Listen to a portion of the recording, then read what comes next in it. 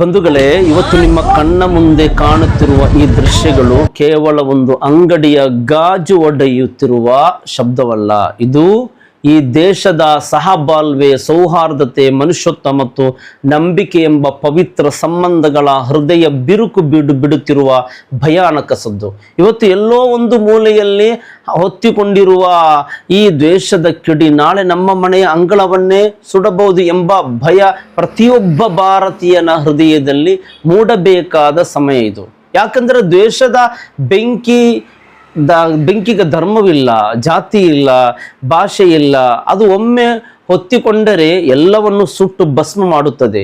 ಇಂದು ನಾವು ಮೊಬೈಲ್ ಸ್ಕ್ರೀನಲ್ಲಿ ನೋಡುತ್ತಿರುವ ಈ ದೃಶ್ಯಗಳು ಕೆಲವರಿಗೆ ಕೇವಲ ವೈರಲ್ ವಿಡಿಯೋ ಆಗಿರಬಹುದು, ಆದರೆ ಅದರ ಹಿಂದೆ ಒಬ್ಬ ತಂದೆಯ ಕಣ್ಣೀರು ಇರುತ್ತದೆ, ಒಬ್ಬ ತಾಯಿಯ ನಡುಗುವ ಹೃದಯವಿರುತ್ತದೆ, ಒಬ್ಬ ಮಗುವಿನ ಭವಿಷ್ಯ ಸುಟ್ಟು ಹೋಗಿರುತ್ತದೆ, ಒಬ್ಬ ಕುಟುಂಬದ ಜೀವಮಾನದ ಬೆವರು ಬೂದಿಯಾಗಿರುತ್ತದೆ. ನಾವು ಕೇವಲ ಸೆಕೆಂಡುಗಳ ಕಾಲ ನೋಡಿ ಮುಂದೆ ಸ್ಕ್ರೋಲ್ ಮಾಡುವ ಈ ದೃಶ್ಯಗಳ ಹಿಂದೆ ಅದೆಷ್ಟೋ ರಾತ್ರಿಗಳ ಹಸಿವು, ಅದೆಷ್ಟೋ ವರ್ಷಗಳ ಪರಿಶ್ರಮ ಮತ್ತು ಅದೆಷ್ಟೋ ಕನಸುಗಳ ಹೊಸಿರೊಡಗಿರುತ್ತದೆ. ಬಂಧುಗಳೇ, ಒಮ್ಮೆ ಎದೆಯ ಮೇಲೆ ಕೈ ಇಟ್ಟು ಯೋಚಿಸಿ, ಯಾವ ದೇವರಿಗೆ ನಾವು ತಲೆಬಾಗುತ್ತೇವೆಯೋ, ಯಾವ ದೇವರ ಹೆಸರಿನಲ್ಲಿ ನಾವು ಪ್ರಾರ್ಥನೆ ಮಾಡುತ್ತೇವೆಯೋ, ಅದೇ ದೇವರ ಸೃಷ್ಟಿಯನ್ನು ಧ್ವಂಸ ಮಾಡುತ್ತಾ ನಾವು ಯಾವ ಸ್ವರ್ಗ ಕಟ್ಟಲಿದ್ದೇವೆ ನೋಡಿ. ದೇವರ ಹೆಸರನ್ನು ಕೂಗುತ್ತಾ ಮನುಷ್ಯನ ಮನಸ್ಸು ಒಡೆಯುವುದು ಯಾವ ಧರ್ಮದ ಬೋಧನೆ?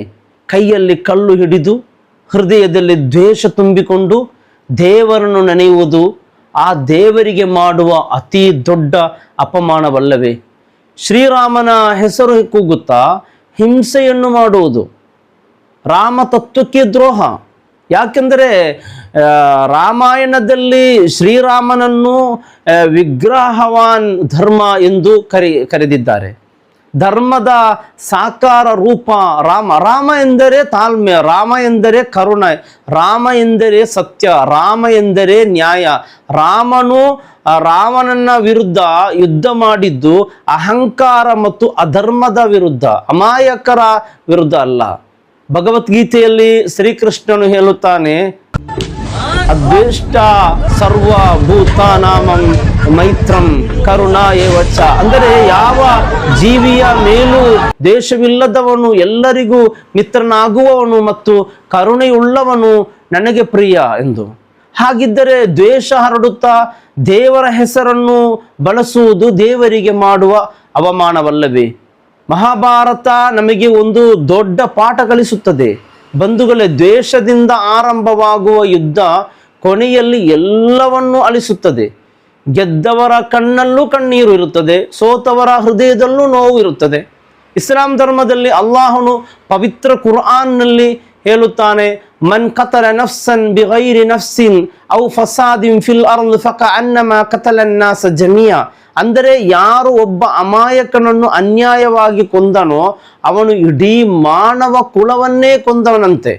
ಯೋಚಿಸಿ ಬಂಧುಗಳೇ, ಅಲ್ಲಾಹನು ಒಬ್ಬ ಮನುಷ್ಯನ ಪ್ರಾಣಕ್ಕೆ ಇಡೀ ಜಗತ್ತಿನಷ್ಟು ಬೆಲೆ ಕೊಟ್ಟಿದ್ದಾನೆ. ಹಾಗಿದ್ದಾಗ ನಾವು ದ್ವೇಷದ ಹೆಸರಿನಲ್ಲಿ ಮತ್ತೊಬ್ಬರ ಕಣ್ಣೀರಿಗೆ ಕಾರಣವಾದರೆ ಆ ದೇವರಿಗೆ ಯಾವ ಮುಖ ತೋರಿಸೋಣ? ಪ್ರವಾದಿ ಮುಹಮ್ಮದ್ ಸಲ್ಲಲ್ಲಾಹು ಅಲೈಹಿ ವಸಲ್ಲಂ ಅವರು ಹೇಳಿದ್ದಾರೆ, ಮನುಷ್ಯರಲ್ಲಿ ಅತ್ಯುತ್ತಮವಾದವನು ಇತರಿಗೆ ಹೆಚ್ಚು ಒಳಿತು ತರುವವನು. ಮತ್ತೊಂದು ಹದೀಸಿನಲ್ಲಿ ಪ್ರವಾದಿಯವರು ಹೇಳಿದ್ದಾರೆ, ನಿನ್ನ ನೆರೆಯವರು ಭಯವಿಲ್ಲದೆ ಬದುಕಿದ್ದರೆ ನೀನು ನಿಜವಾದ ಮುಸ್ಲಿಮ್. ಅವರಿಗೆ ಭಯ ಇರಬಾರದು, ನಿನ್ನ ನೆರೆಯವರಿಗೆ. ಎಂತಹ ಅದ್ಭುತ ಬೋಧನೆ ನೋಡಿ ಬಂಧುಗಳೇ. ಭಯ ಹುಟ್ಟಿಸುವವನು ಅಲ್ಲ, ಭದ್ರತೆ ನೀಡುವವನೇ ನಿಜವಾದ ಧರ್ಮಸ್ಥ. ಕ್ರೈಸ್ತ ಧರ್ಮದಲ್ಲಿ ಯೇಸು ಕ್ರೈಸ್ತ ಹೇಳುತ್ತಾರೆ ನೋಡಿ, ನಿನ್ನ ನೆರೆಯವರನ್ನು ನಿನ್ನಂತೆ ನೀನು ಪ್ರೀತಿಸು. ಶಿಲುಬೆಯ ಮೇಲೆ ರಕ್ತ ಸುರಿಯುತ್ತಿದ್ದಾಗಲೂ ತಮ್ಮನ್ನು ಹಿಂಸಿಸುತ್ತಿರುವಾಗ ಆ ಸಂದರ್ಭದಲ್ಲಿ, ಓ ತಂದೆ, ಇವರು ಏನು ಮಾಡುತ್ತಿದ್ದಾರೆಂದು ಇವರಿಗೆ ತಿಳಿದಿಲ್ಲ, ಇವರನ್ನು ಕ್ಷಮಿಸು ಎಂದು ಪ್ರಾರ್ಥಿಸಿದ ಯೇಸುವಿನ ಧರ್ಮ ದ್ವೇಷವನ್ನು ಹೇಗೆ ಒಪ್ಪುತ್ತದೆ? ಸಿಖ್ ಧರ್ಮದ ಗುರು ಗ್ರಂಥ ಸಾಹಿಬ್ ಹೇಳುತ್ತಾರೆ, ಯಾರನ್ನೂ ಹೆದರಿಸಬೇಡಿ, ಯಾರಿಗೂ ಹೆದರಬೇಡಿ. ಅಂದರೆ ಮಾನವೀಯತೆ ಮತ್ತು ಧೈರ್ಯವೇ ನಿಜವಾದ ಅಧ್ಯಾತ್ಮ. ಬುದ್ಧನು ಅಹಿಂಸೆಯನ್ನು ಬೋಧಿಸಿದ, ಮಹಾವೀರ ಸ್ವಾಮಿ ಕ್ಷಮೆಯನ್ನು ಬೋಧಿಸಿದ, ಬಸವಣ್ಣನವರು ಕಾಯಕವೇ ಕೈಲಾಸ ಎಂದರು, ದುಡಿದು ಬದುಕುವುದೇ ಧರ್ಮ ಎಂದರು, ಕುವೆಂಪು ವಿಶ್ವಮಾನವ ಎಂಬ ಮಹಾ ಸಂದೇಶ ಕೊಟ್ಟರು. ಅಂದರೆ ಇಡೀ ಜಗತ್ತೇ ಒಂದು ಕುಟುಂಬವಂತೆ ನೋಡುವ ದೃಷ್ಟಿ. ಸ್ವಾಮಿ ವಿವೇಕಾನಂದವರು ಹೇಳಿದರು, ಜೀವಂತ ಮನುಷ್ಯನಲ್ಲಿ ದೇವರನ್ನು ಕಾಣದವನು ಕಲ್ಲಿನಲ್ಲಿರುವ ದೇವರನ್ನು ಹೇಗೆ ಕಾಣುತ್ತಾನೆ. ನೋಡಿ, ಗಾಂಧೀಜಿಯವರು ಹೇಳಿದರು, ಕಣ್ಣಿಗೆ ಕಣ್ಣು ಎಂಬಂತೆ ತತ್ವ ಇಡೀ ಜಗತ್ತನ್ನೇ ಕುರುಡು ಮಾಡುತ್ತದೆ. ಡಾಕ್ಟರ್ BR ಅಂಬೇಡ್ಕರ್ ಅವರು ಹೇಳಿದರು, ಸಂವಿಧಾನ ಎಷ್ಟು ಉತ್ತಮವಾಗಿದ್ದರೂ ಅದನ್ನು ನಡೆಸುವ ಜನರು ಒಳ್ಳೆಯವರಾಗಿದ್ದಾರೆ, ದೇಶ ಒಳ್ಳೆಯದಾಗುತ್ತದೆ, ಇಲ್ಲದಿದ್ದರೆ ದೇಶವು ಸಾಯುತ್ತದೆ. ಎಷ್ಟು ದೊಡ್ಡ ಸತ್ಯ ನೋಡಿ ಬಂಧುಗಳೇ. ದೇಶವನ್ನು ಉಳಿಸುವುದು ಕಲ್ಲಿನ ಕಟ್ಟಡಗಳಲ್ಲ, ಮನುಷ್ಯನ ಒಳ್ಳೆಯ ಹೃದಯಗಳು. ಇವತ್ತು ನಾವು ಸೋಷಿಯಲ್ ಮೀಡಿಯಾದ ಕಾಲದಲ್ಲಿ ಬದುಕುತ್ತಿದ್ದೇವೆ. ಒಂದು ಸುಳ್ಳು ಸುದ್ದಿ ಸಾವಿರಾರು ಜನರ ಮನಸ್ಸಿನಲ್ಲಿ ವಿಷ ತುಂಬಬಹುದು. ಒಂದು ಪ್ರಚೋದನಕಾರಿ ವಿಡಿಯೋ ನೋಡಿ ಊರನ್ನು ಸುಡಬಹುದು. ಆದರೆ ಒಂದು ಪ್ರೀತಿಯ ಮಾತು ಕೂಡ ಲಕ್ಷಾಂತರ ಹೃದಯಗಳನ್ನು ಒಂದಾಗಿಸಬಹುದು. ಅದಕ್ಕಾಗಿಯೇ ನಾವು ಏನು ಮಾಡುತ್ತೇವೆ, ಏನು ಮಾತನಾಡುತ್ತೇವೆ, ಏನು ನೋಡುತ್ತೇವೆ, ಏನನ್ನು ಹಂಚುತ್ತೇವೆ ಎಂಬುದೆಲ್ಲ ತುಂಬ ಮುಖ್ಯವಾಗಿದ್ದ ವಿಷಯವಾಗಿದೆ. ಯಾರೋ ಒಬ್ಬರು ಕೋಪದಲ್ಲಿ ತಪ್ಪು ಮಾಡಿದರು ಎಂದು ನಾವು ಅದನ್ನೇ ಸಂಭ್ರಮಿಸಿದರೆ ನಮ್ಮ ಮತ್ತು ಅವರ ನಡುವೆ ವ್ಯತ್ಯಾಸವೇನು ಉಳಿಯುತ್ತದೆ? ಇವತ್ತು ಮತ್ತೊಬ್ಬರ ಮತ್ತು ಮನೆ ಸುಟ್ಟಾಗ ಚಪ್ಪಾಳೆ ತಟ್ಟುವ ಕೈಗಳು ನಾಳೆ ತಮ್ಮ ಮನೆ ಸುಟ್ಟಾಗ ಅಳುತ್ತವೆ.